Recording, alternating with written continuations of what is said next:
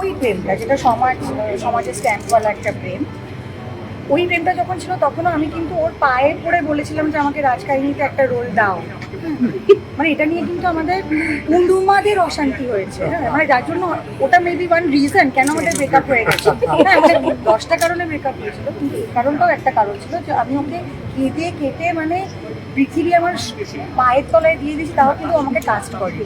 তো আমার মনে হয় শ্রীজিৎ মুখার্জি যদি কাউকে কাস্ট করানোর থাকে তাহলে তাকে কাস্ট করবে, কিন্তু মানে সম্পর্কের খাতিরে বা ভালো লাগা বা ভালোবাসার খাতিরে তাদের কখনোই কাস্ট করবে না।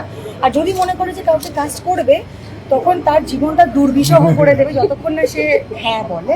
তো টেক্কার ক্ষেত্রেও সেটা হয়েছিল যে আমার প্রথমে অনেক বছর আগে যখন প্রথম আমি গল্পটা শুনি আমার মায়া করার কথা ছিল, তারপরে যখন আলটিমেটলি টেক্কা হলো তখন I was not physically fit.